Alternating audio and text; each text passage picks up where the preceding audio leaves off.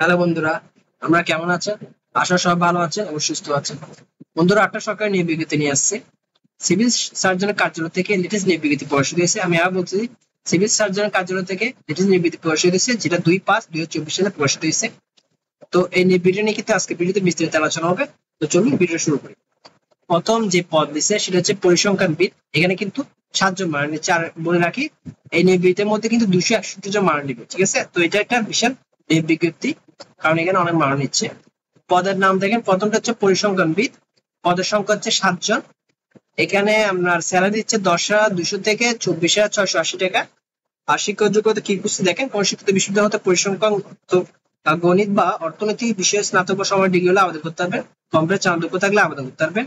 আরেকটা করে ইম্পর্টেন্ট যেটা না বললে না হয়, সেটা হচ্ছে সকল জেলাতে কিন্তু আবেদন করতে পারবেন। নারী পুরুষ উভয় আবেদন করতে পারবেন। এসএসসি পাস হলে কিন্তু এখানে আবেদন করতে পারতেছেন। ঠিক আছে, 2 নম্বরটা হচ্ছে দেখেন স্টোর কিপার। এখানে কিন্তু 12 জন মারা নিচ্ছে। এখানে এইচএসসি হলে আবেদন করতে পারবে। ঠিক আছে, 3 নম্বরটা দেখেন অফিস সহকারী কাম কম্পিউটার মুদ্রাকরী। তো এখানে কিন্তু 5 জন মারা নিচ্ছে। ঠিক আছে, এখানে আর কি শিক্ষা যোগ্যতা কোর্স দিকে কোন শিক্ষিত বোর্ড হতে অন্য দ্বিতীয় বিভাগ বা সমমানের জিপিতে উচ্চ মাধ্যমিক সার্টিফিকেট মানে এইচএসসি হলে আবেদন করতে পারছে। আর কম্পিউটার টাইপিং এর স্পিড লাগবে, আর কম্পিউটার দক্ষতা লাগবে। ঠিক আছে, মাইক্রোসফট ওয়ার্ড এক্সেল এগুলো কিন্তু জানতে হবে।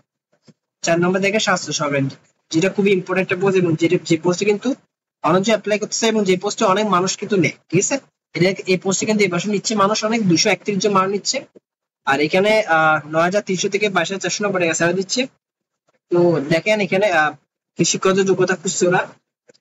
এখানে কিন্তু এইচএসসি পাস হলে কিন্তু আবেদন করতে পারবেন। দেখছেন উচ্চ মাধ্যমিক সার্টিফিকেট লিখছে, এইচএসসি পাস হলে কিন্তু আবেদন করতে পারছেন। তো এরপর হচ্ছে 5 নম্বরটা গাড়ি চালক। এখানে কিন্তু 3 জন মানুষ নিচ্ছে। এখানে জেএসসি হলে আবেদন করতে হবে। সকল গাড়ি চালকের মধ্যে কিন্তু জুনিয়র সার্টিফিকেট কিন্তু খুঁজে। ঠিক আছে, আর ড্রাইভিং হালকা ড্রাইভিং এর খুঁজে। আর হালকা এখানে বলছে হালকা গাড়ি চালানো বৈধ বৈধ হালকা ড্রাইভিং লাইসেন্স লাগবে বলছে, এগুলো খুঁজে আর কি। অভিজ্ঞতা সম্পন্ন চালাবেন কিন্তু অগ্রাধিকার, যারা আগে অভিজ্ঞতা আছে চালায় গাড়ি চালাতে, তারা কিন্তু সবসময় অগ্রাধিকার পাবে। ঠিক আছে, গাড়ি চালক পদে কিন্তু এটা সবসময় থাকে। 6 নম্বর হচ্ছে ল্যাবরেটরি অ্যাটেন্ডেন্ট। এখানে কিন্তু 3 জন মানুষ নিচ্ছে।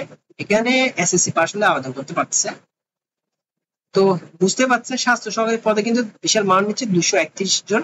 সেজন্য এই নিয়োগ বিজ্ঞপ্তিতে প্রায় 261 জন মান নিচ্ছে বিভিন্ন পোস্টে। ঠিক আছে, তো দেখেন কোন কোন জেলায় কারা আবেদন করতে হবে এখানে লিখেছে, যে সকল জেলার প্রার্থীগণ আবেদন করতে পারবে। ঠিক আছে, চলেন দেখি কোন কোন পদের প্রার্থী, কোন কোন পদের কোন কোন জেলার প্রার্থীরা আবেদন করতে হবে। প্রথম যেটা লিখছে সেটা হচ্ছে সকল পদের ক্ষেত্রে শুধুমাত্র ময়মনসিংহ জেলার স্থায়ী বাসিন্দাগণ আবেদন করতে পারবেন। তবে স্বাস্থ্য সহকারী পদের ক্ষেত্রে সংশ্লিষ্ট সাবেক ওয়ার্ড বা সংশ্লিষ্ট ইউনিয়নের স্থানীয় বাসিন্দা হতে হবে। ঠিক আছে, স্থায়ী বাসিন্দা সংশ্লিষ্ট ওয়ার্ডে উপযুক্ত প্রার্থী না পাওয়া গেলে একই ইউনিয়নের পার্শ্ববর্তী ওয়ার্ডে প্রতি নির্বাচন করা হবে। ঠিক আছে, তারপর 2 নম্বর হচ্ছে স্বাস্থ্য সহকারী শূন্য পদের তালিকায় সিভিল সার্জন অফিস ময়মনসিংহ এবং এরপর হচ্ছে ময়মনসিংহ জেলার সকল উপজেলা স্বাস্থ্য কমপ্লেক্সে পাওয়া যাবে। ঠিক আছে, তো এখন নেক্সট স্টেপে যাই আমরা। নেক্সটটা বলি। তো দেখেন এখানে বলছে লিঙ্কটা কোন লিঙ্কের মাধ্যমে আমি অনলাইনে আবেদন করবে। অবশ্যই আবেদন কিন্তু টেলিটক করতে হবে। দেখেন এটা হচ্ছে সেই লিঙ্ক https://mymonsingh.teletalk.com.bd। ঠিক আছে, এটা হচ্ছে সেই লিঙ্ক। আর আবেদনের শুরুটা আর সময়টা বলে দিই একটু।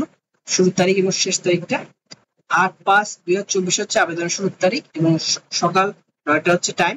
আবেদন শেষ তারিখের সময় হচ্ছে 28/5/2024 বিকাল 5টা ঘটিকা। ঠিক আছে, 5টা পর্যন্ত টাইম। ঠিক আছে, তো এরপর হচ্ছে আমরা এখানে ছবি সাইজটা দিচ্ছে 16 নম্বরে।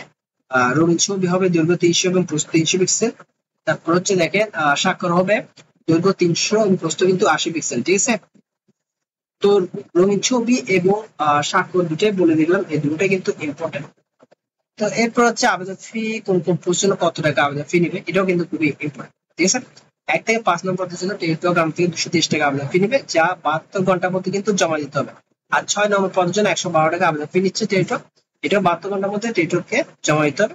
আপনার আবেদন ফর্ম ফিল আপ করার পর, আবেদন ফর্ম ফিল আপ করার পরই 72 ঘন্টা শুরু হবে।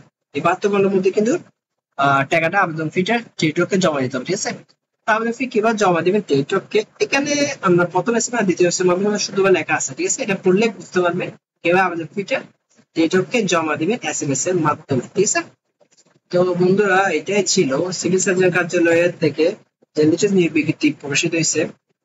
সেটার A to Z বিস্তারিত আলোচনা করছি। আশা করি ভিডিওটা আমার জন্য হেল্পফুল হয়েছে। তো আজকে ভিডিও এতটুকুই, পরে ভিডিওতে আপনার সাথে আবার দেখা হবে। সবাই ভালো থাকবেন, ধন্যবাদ।